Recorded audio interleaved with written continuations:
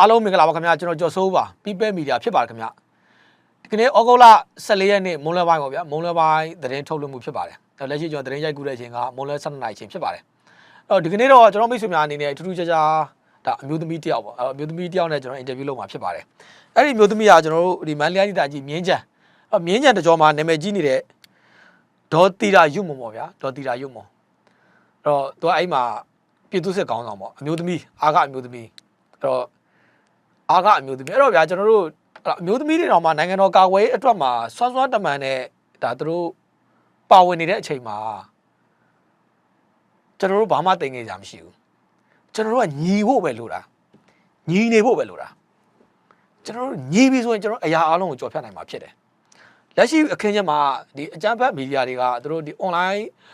ဒီ digital platform ကိုအသုံးပြုပြီးတော့တက်မော်သားတွေမြန်မာနိုင်ငံရဲတပ်ဖွဲ့ဝင်တွေပြည်သူစစ်တွေအပါအဝင်တက်မတော်ကိုထောက်ခံတဲ့အတိုင်းဝိုင်းကြီးအဲ့ဒီအတိုင်းဝိုင်းကြီးစိတ်ဓာတ်တွေပြိုကွဲဖို့တန်တရားတွေများလာဖို့စသဖြင့်သူတို့နီလန်းမျိုးစုံနဲ့သူတို့တွေးထိုးတာတွေလှုပ်ဆော်တာတွေတောက်လျှောက်ကိုလှုပ်လာခဲ့တာဒူးနဲ့တန်တွေကိုလှုပ်လာခဲ့တာအဲ့တော့ကျွန်တော်ဒီတက်မတော်နဲ့ပူပေါင်းတဲ့သူတက်မတော်ချစ်တဲ့သူဆိုရင်တော့ဒီလူကဒလန်ဒီလူကပြူစောဒီဒီလူကဘာညာပဲသူအမျိုးမျိုးကမွန်းတက်ကြတယ်ဒီနေရာမှာကျွန်တော်တို့ရှင်းအောင်ကြည့်မယ်တိုင်းပြည်ဖြတ်စည်းတဲ့ထဲမှာကြက်ခိုင်ပါတီဝင်တွေမပါဘူးလက်ရှိအခင်းချင်းမှာကြက်ခိုင်ပါတီဝင်တွေချိုးခဲ့တဲ့တရားတစ်စင်းမှမရှိဘူးရှင်းလေးပဲတက်မတော်ကိုဝင်ရတဲ့ပြည်သူလူထုဖြတ်စည်းခဲ့တဲ့မျိုးတစ်မျိုးမှမရှိဘူးတက်မတော်နဲ့အတူရှိနေတဲ့မြန်မာနိုင်ငံရဲ့တပ်ဖွဲ့ဝင်တွေပြည်သူစစ်တွေဒီဒူကြီးကမျိုးမပြတ်ဖို့ကြေးဝါတွေမပြတ်စီးဖို့လမ်းပန်းတွေချောမွေ့ဖို့အတွက်ကာကွယ်ခဲ့တာပဲရှိတယ်တိတာထင်ရှားတဲ့အနေထာ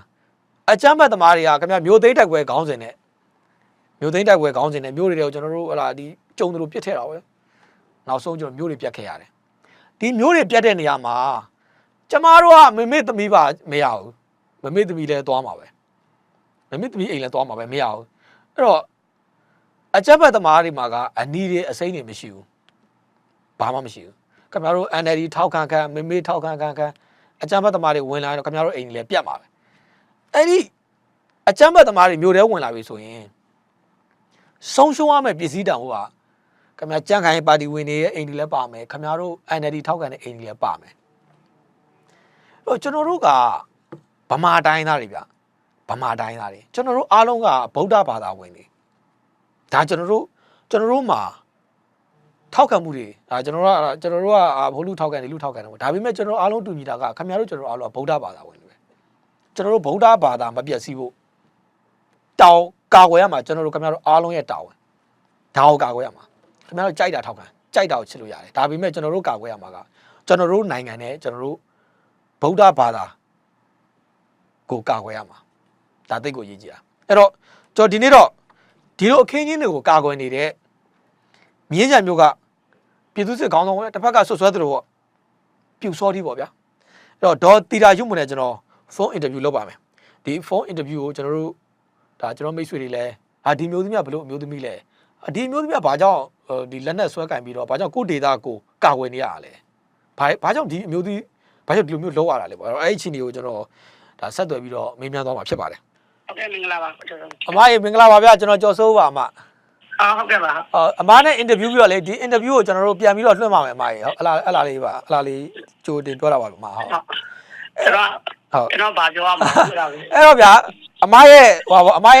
ဒီအများပြည်သူသိရှိအောင်အမအနေနဲ့အမရဲ့ကိုယ်ရေးအချင်းလေးပေါ့နည်းနည်းလေးပြောပြပေးပါဦးကျွန်တော်ရဲ့ကိုယ်ရေးချင်းကတော့ကျွန်တော်ကတတိယတော့မော်လမြိုင်ပေါ့ဟုတ်ကဲ့တတိယတော့မော်လမြိုင်မြင်းကျန်မှာကျွန်တော်မြင်းကျန်လာနဲ့အိမ်အောင်ကြဟုတ်ကဲ့မြင်းကျန်လာနဲ့အိမ်အောင်ကြပြီးတော့ကျောင်းကတော့မန္တလေးမှာတက်တာပေါ့ဟုတ်ကဲ့မြင်းကျန်ရောက်လာကျွန်တော်19နှစ်ရှိပြီဒါမြင်းကျန်လူလိုပါပဲကျွန်တော်လည်းဟုတ်ကဲ့မြင်းကျန်လူလိုဖြစ်ပါအဓိကကတော့ကျွန်တော်ကတမန်မိသားစုပါပဲတမန်မိသားစုကနေကျွန်တော်တို့ကငကူမူရင်းစိတ်မှာကတော့ကျွန်တော်တို့ကတိုက်ပြီးချင်းတဲ့စိတ်နဲ့ပဲစခဲ့တာပါဟုတ်ကဲ့ဗျကျွန်တော်ရဲ့ဝါသနာကတော့ဒီ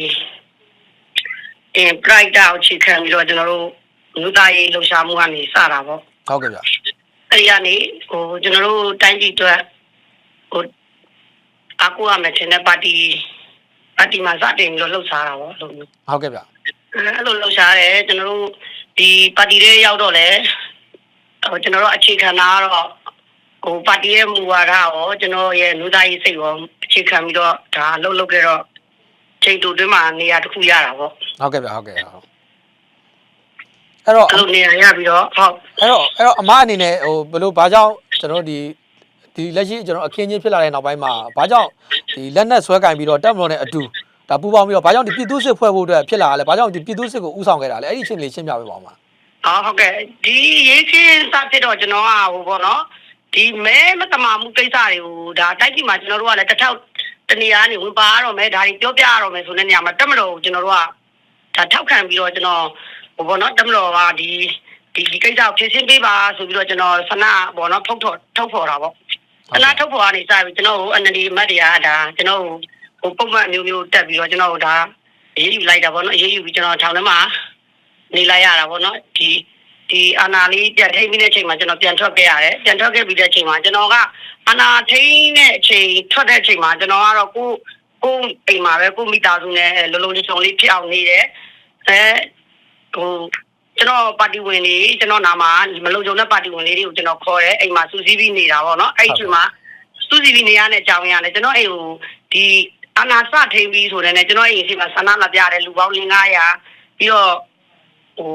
ဒီဆန္ဒပြပြီးတော့လဲသူတို့အကြမ်းဖက်လုပ်ငန်းစလုပ်တဲ့အချိန်မှာလဲကျွန်တော်အိမ်မိုင်းလက်ခွဲတယ်ညီမတကြီးလုံးမှာကျွန်တော်အိမ်ကိုတနက်နဲ့အရင်ဝင်ပြစ်တာကျွန်တော်အိမ်ပဲတနက်အချိန်နဲ့ဟိုကျွန်တော်အိမ်မှာဘယ်နှလပိုင်း9လပိုင်း2021 9လပိုင်းဆိုတာအကြမ်းဖက်လုပ်ငန်းမှာတနက်နဲ့အရင်ဝင်ပြစ်ခံရတာကျွန်တော်အိမ်ပဲကျွန်တော်ကိုလာလုပ်ကြံတာဟုတ်ကဲ့ပါလာလုပ်ကြံတဲ့အချိန်မှာကျွန်တော်တို့ဒီဟိုအကြမ်းမဖက်တဲ့ဝါဒကိုလူလားပြင်မဲ့လဲကျွန်တော်အသက်အိုးအိမ်စည်းစိမ်ကျွန်တော်မိသားစုရဲ့အသက်အန္တရာယ်အတွက်ကျွန်တော်ကအစာပြီးတော့ဒီလိုဘောနော်လက်နက်ကင်မှာသူတို့တောင်ဒါလူတေးစီနဲ့တနက်ကင်လို့ဆိုကျွန်တော်တို့ကဟိုဒုက္ခကင်နေလို့အစ်ဖြစ်တော့ဘူးဒါဆိုရင်ကျွန်တော်တို့ဘလို့နီးလန်းနဲ့ဒါဒီလိုကာကွယ်လို့ရမလဲပေါ့နော်ဆိုတဲ့ဟာကိုကျွန်တော်ခေါင်းနဲ့တွေးပြီးတော့ဒီမှာရောက်တဲ့ပေါ့နော်ဒီဟာမှုတွေကိုကျွန်တော်တင်ပြတယ်ကျွန်တော်တို့ကတော့ပြည်သူစစ်ဖွဲ့တော့မယ်အဲ့တော့မြန်မာတပြည်လုံးမှာအဲ့ဒါကြောင့်အစောဆုံးကျွန်တော်ပြည်သူစစ်ဖွဲ့ခဲ့တာကျွန်တော်ပြည်သူစစ်စားဖွဲ့တာ2021 6လပိုင်းပေါ့နော်ကျွန်တော် viewer မှုဟိုကိုစုံမြင့်ထွန်းဟိုအခုနေတောင်းတယ်ကျွန်တော်တို့ပြည်သူစစ်စားဖွဲ့မယ်ဟုတ်ပြီအဲ့ဒါဆိုမဆာဘယ်လိုလုပ်မလဲအဲ့ဒါဆိုကျွန်တော်တို့ဒီမှာမာကန်เนาะဒါကြွားဒီမှာလည်းအသက်အဝေးမလုံခြုံတော့ဘူးမလုံခြုံလို့ပြေးလာနေစီမှာကျွန်တော်အိမ်မှာအကုန်လုံးစုပေါင်းပြီးတော့ကျွန်တော်ထားတယ်အဲ့ဒီကနေစပြီးတော့ကျွန်တော်ဒါလက်နက်ကင်ရမယ်ဆိုတဲ့အရှင်နဲ့နိုင်ငံတော်နဲ့ပူးပေါင်းပြီးတော့ကျွန်တော်ပြည်သူစစ်ကိုစဖွဲ့ခဲ့တာအဲ့ဒီချိန်လေးရပါ